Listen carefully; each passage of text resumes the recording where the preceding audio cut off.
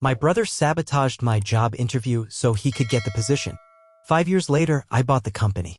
Growing up, my brother was always the golden child. 2 years older than me, he had this way of making everything look effortless while I struggled to keep up.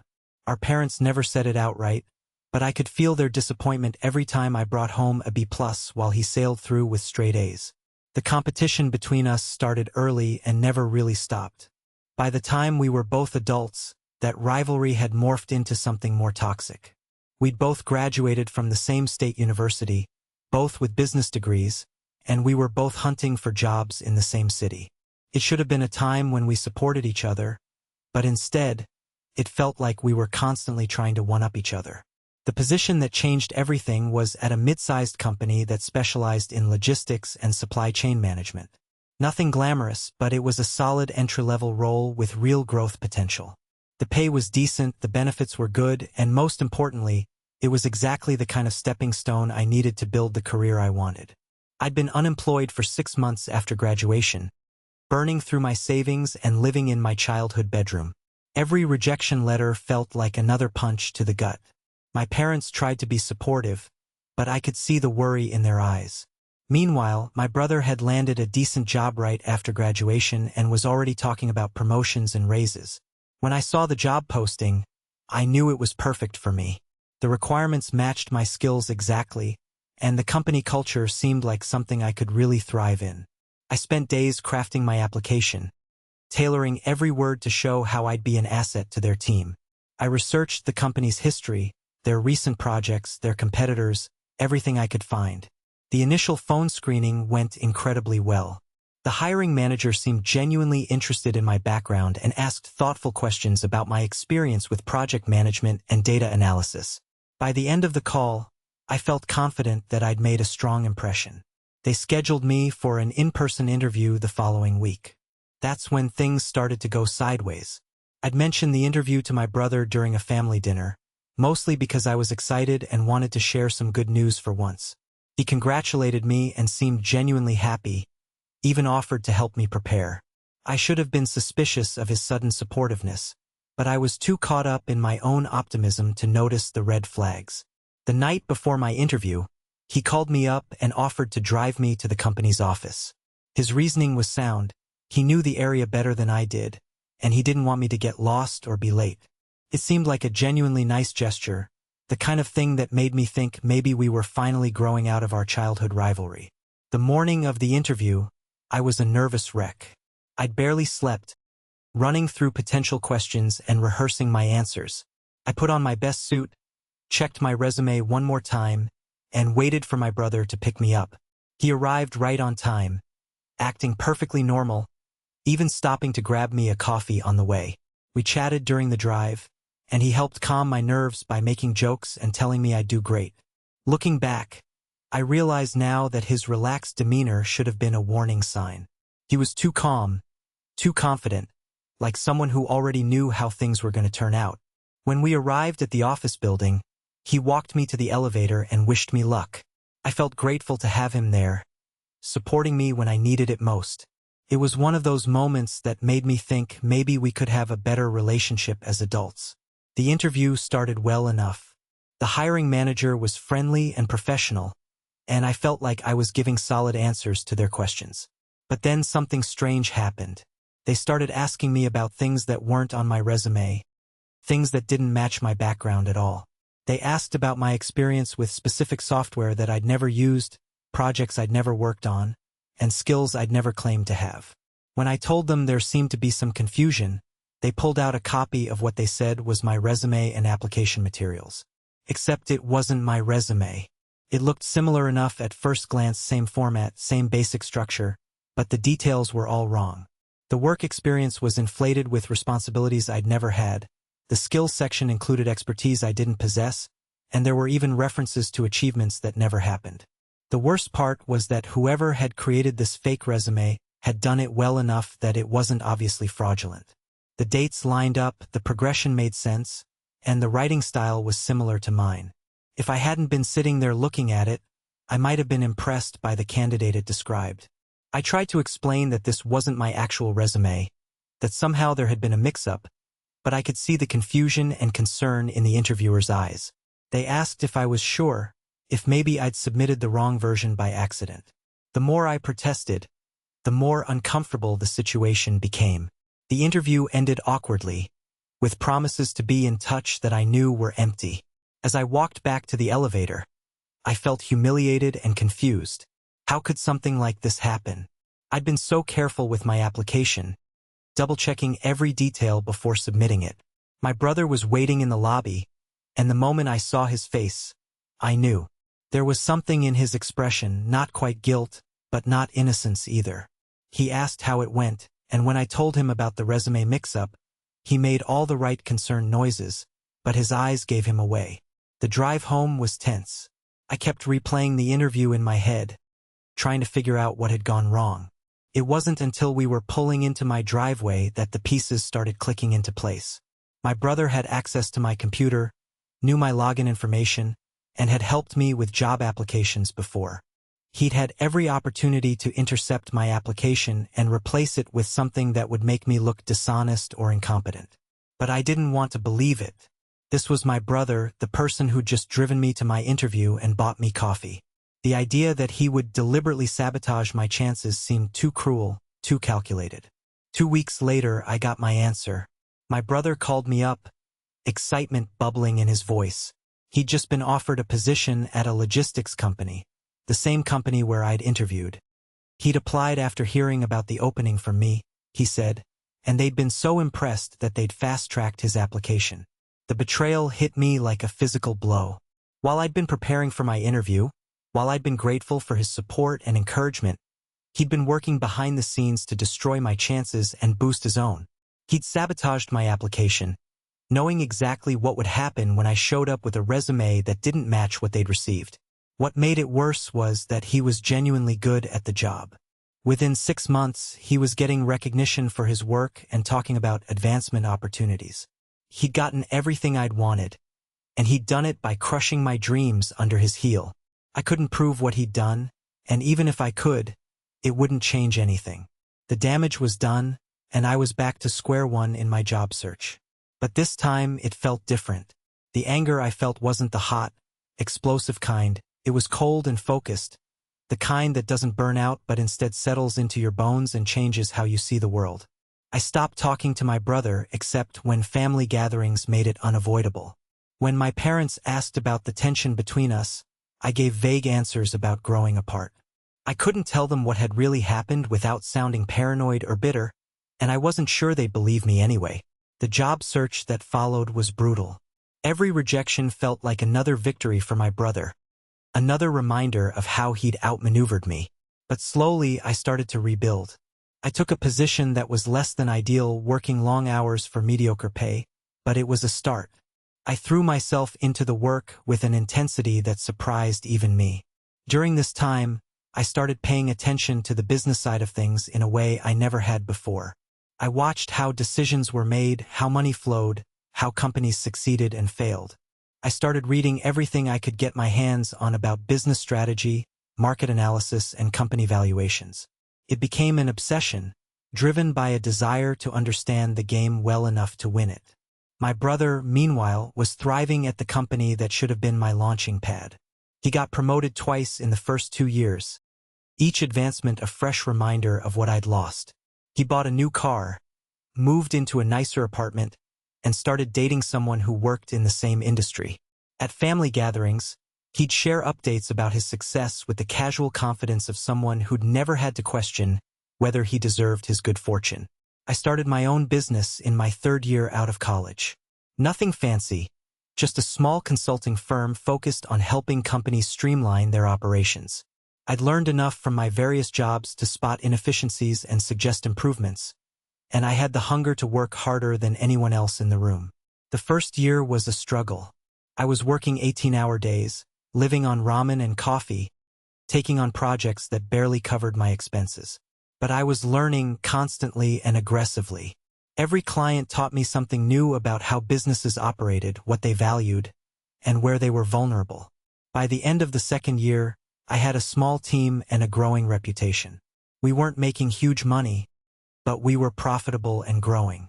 More importantly, I was building relationships with people who mattered, executives who trusted my judgment, investors who were impressed by my results, and other entrepreneurs who saw me as someone worth knowing. The breakthrough came in year 3. One of my clients was a manufacturing company that was hemorrhaging money due to supply chain inefficiencies. I spent months analyzing their operations, identifying bottlenecks, and developing solutions. When my recommendations saved them over $2 million in the first year, word spread quickly through the industry. Suddenly, I wasn't just another small business owner trying to make it. I was the guy who'd turned around a major manufacturing operation, who understood logistics and supply chain management better than most people with decades of experience. The irony wasn't lost on me. I'd become an expert in the exact field where my brother had built his career. That's when I started hearing rumors about my brother's company. They were struggling, caught between rising costs and increasing competition. Their biggest clients were demanding lower prices while their suppliers were raising theirs. The company that had once seemed like the perfect place to build a career was now fighting for survival. I started researching them the way I'd once researched them as a potential employer. But this time, I wasn't looking for a job. I was looking for weaknesses, opportunities, and leverage. What I found was a company that was fundamentally sound but poorly managed, with outdated systems and a leadership team that was more concerned with protecting their positions than adapting to changing market conditions. The idea of buying them started as a fantasy, something I'd think about when my brother's success got under my skin. But as my own business grew and my network expanded, the fantasy started to feel more like a possibility. I began reaching out to investors, floating the idea of acquiring a logistics company that could be turned around with the right strategy. The timing was perfect. My brother's company was struggling enough that the owners were open to selling, but not so desperate that they'd accept a lowball offer. I had the industry knowledge to understand their value, the business experience to know how to fix their problems, and the connections to secure the financing I needed. The negotiation process took months. I had to be careful not to reveal my connection to the company or my personal motivation for the acquisition. As far as the sellers knew, I was just another investor looking for a good opportunity. I hired lawyers and accountants to handle the details, keeping my involvement as quiet as possible. The hardest part was waiting. Every day that passed was another day that my brother continued to benefit from the position he'd stolen from me. But I knew that rushing would only hurt my chances of success. I had to be patient, methodical, and above all, professional. The final offer was accepted on a Friday afternoon in October. I'd structured the deal to give the current owners a fair price while ensuring that I had complete control over the company's operations. The paperwork would take a few weeks to finalize, but effectively, I was now the owner of the company where my brother worked. I spent the weekend planning my approach. I could have fired him immediately, but that would have been too obvious, too clearly motivated by revenge. Instead, I decided to let him discover the change in ownership naturally, to experience the same kind of surprise and confusion that I'd felt during that disastrous interview 5 years earlier. The announcement was made on a Monday morning. The entire staff was called into a meeting where they were introduced to the new ownership team. I stood at the front of the room, wearing the same suit I'd worn to my interview with them years ago, and watched as my brother's face went through a series of expressions: confusion, recognition, and finally, understanding. The meeting was professional and straightforward. I talked about my vision for the company, my plans for growth and improvement, and my commitment to retaining quality employees. I didn't look at my brother directly, but I could feel his eyes on me throughout the presentation. Afterward, as employees filed out of the conference room, my brother approached me. He looked like he wanted to say something, but I cut him off before he could speak. I told him that I'd be reviewing all employee files and performance records over the next few weeks, and that I looked forward to working with everyone who was committed to the company's success. The next few weeks were a masterclass in psychological pressure. I didn't do anything that could be construed as harassment or unfair treatment.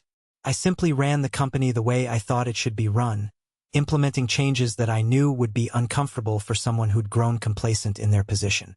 I restructured the reporting system so that all major decisions had to be approved by me personally. I instituted new performance metrics that required detailed documentation of all work activities. I brought in consultants to review operational efficiency, knowing that my brother's department would be heavily scrutinized. The beautiful part was that these were all legitimate business improvements that the company needed. I wasn't creating busy work or unnecessary obstacles. I was actually making the company more efficient and profitable. But for someone who'd gotten used to operating with minimal oversight, the changes felt oppressive. My brother requested a meeting with me about a month after the acquisition. He came to my office looking nervous and uncertain, a far cry from the confident person who'd driven me to my interview years ago. He wanted to know if there were any issues with his performance, if there was anything he needed to be concerned about. I told him that I evaluated all employees based on their contributions to the company's success. Nothing more and nothing less. I said that I expected everyone to meet the same high standards, regardless of their history with the company. I didn't mention our relationship or the circumstances that had brought us both to this point. But I could see in his eyes that he knew. He understood that his comfort and security were now entirely dependent on my goodwill, and that I had every reason to want him gone. The power dynamic that had defined our relationship for so long had completely reversed. Over the following months, I watched as the stress began to wear on him.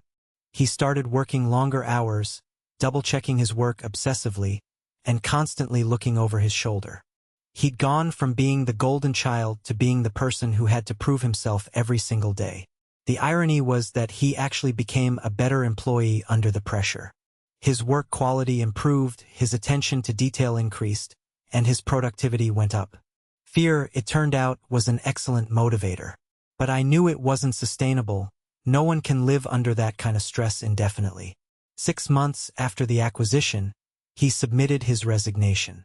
He'd found another position, he said, one that offered better opportunities for advancement. He thanked me for the experience and said he'd learned a lot during his time with the company. I accepted his resignation without comment, wished him well in his future endeavors, and arranged for a smooth transition of his responsibilities. I didn't gloat or make any reference to our history. I simply treated him like any other employee who was leaving the company. The day he cleaned out his desk was oddly anticlimactic. I'd spent 5 years building toward this moment, and when it finally arrived, it felt almost mundane. He packed his personal items into a cardboard box, said goodbye to his colleagues, and walked out of the office for the last time. I watched from my office window as he loaded his car and drove away. There was no dramatic confrontation, no moment of recognition or acknowledgement. Just a man leaving a job that had become unbearable, probably never fully understanding why. In the months that followed, I found myself thinking about the whole experience differently. The revenge I'd sought had been perfect in its execution, cold, calculated, and ultimately devastating to the person who'd wronged me. But it had also consumed 5 years of my life and shaped every major decision I'd made during that time. The company thrived under my leadership. We expanded into new markets, developed innovative solutions, and built a reputation for excellence that attracted top talent from across the industry. What had started as a vehicle for revenge had become a genuinely successful business that I was proud to lead. My brother struggled in his new position.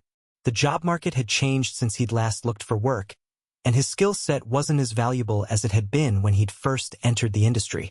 Without the security and comfort he'd grown accustomed to, he found it difficult to adapt to new challenges and expectations.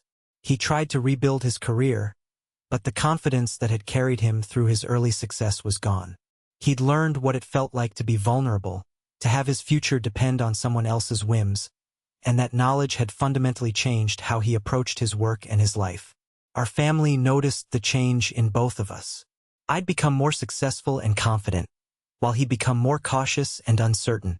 The golden child narrative that had defined our childhood was no longer relevant. We were both adults who'd learned hard lessons about the consequences of our choices. We still see each other at family gatherings, but the dynamic between us has permanently shifted. There's no open hostility, no dramatic confrontations, but there's also no warmth or brotherhood. We're polite strangers who happen to share parents and a history that we both prefer not to discuss. Sometimes I wonder if the revenge was worth it. I achieved everything I set out to do. I built a successful business, proved my worth, and showed my brother that actions have consequences.